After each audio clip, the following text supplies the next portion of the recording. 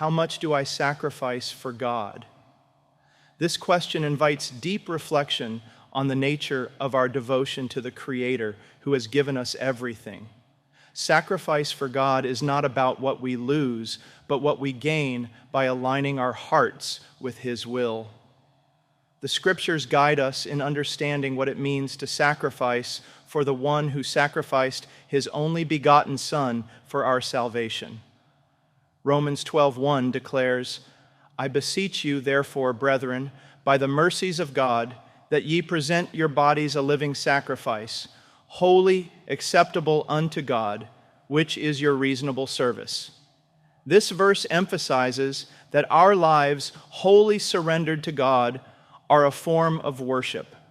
Sacrificing for God begins with dedicating ourselves entirely to Him, our thoughts, actions, and desires aligned with His purpose. Abraham's willingness to sacrifice Isaac is a powerful example of faith and obedience.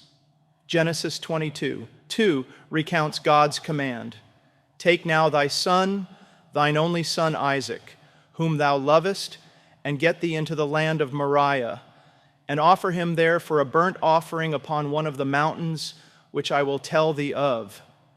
Abraham's obedience demonstrated his unwavering trust in God's plan. This story reminds us that God may call us to let go of what we hold most dear, trusting that His purposes are higher than our understanding. Sacrifice often requires faith that God's blessings exceed our losses. Jesus teaches about the cost of discipleship in Luke 9:23, and He said to them all, If any man will come after me, let him deny himself and take up his cross daily and follow me. Following Christ requires self-denial and a willingness to bear hardships for His sake. This daily act of surrender reflects our commitment to prioritize God's kingdom above our personal comfort. It is not a one-time decision, but a continual choice to place Him first. The widow's offering in Mark 12:43-44 illustrates the value of sacrificial giving.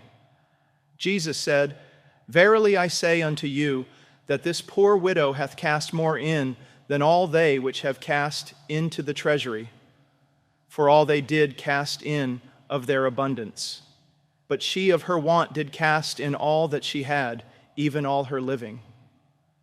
Her sacrifice, though small in monetary value, was great in faith and devotion. This teaches us that sacrifice is measured not by quantity, but by the heart's willingness to give all. The Apostle Paul exemplified a life of sacrifice for the gospel.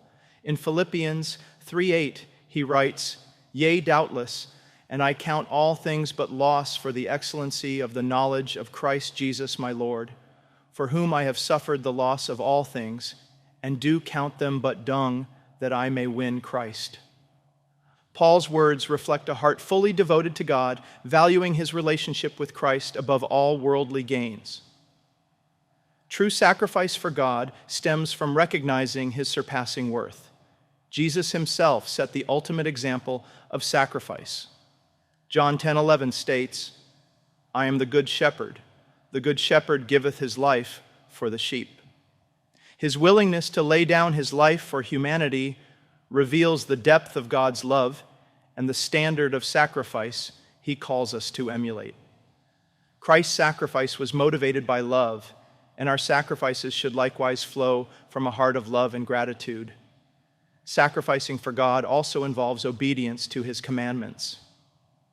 In 1 Samuel 15:22, Samuel says, Hath the Lord as great delight in burnt offerings and sacrifices as in obeying the voice of the Lord? Behold, to obey is better than sacrifice, and to hearken than the fat of rams. Obedience demonstrates our trust and reverence for God. Sacrifice without obedience is empty, but when combined, it becomes a powerful act of worship. The cost of sacrifice can be daunting, but Jesus promises great rewards. In Matthew 19:29, He assures, And everyone that hath forsaken houses, or brethren, or sisters, or father, or mother, or wife, or children, or lands, for my name's sake shall receive 100-fold and shall inherit everlasting life. This promise encourages us to prioritize God above all, knowing that His blessings far exceed our earthly sacrifices.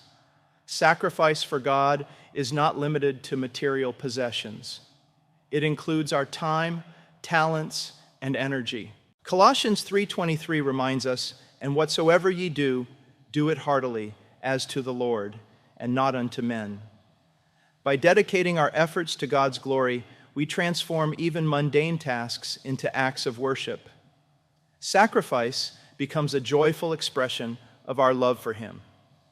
Ultimately, the question of how much we sacrifice for God is answered by the example of Jesus and the call to love God with all our heart, soul, mind, and strength. Mark 12:30 declares, "And thou shalt love the Lord thy God with all thy heart, and with all thy soul, and with all thy mind, and with all thy strength. This is the first commandment." Loving God fully means holding nothing back, offering our entire selves in devotion to Him. In doing so, we discover the profound truth that sacrificing for God is not about loss, but about gaining the fullness of life in Him. Let us embrace a spirit of sacrifice, trusting that God's plans for us are good and that our acts of devotion bring Him glory and deepen our relationship with Him.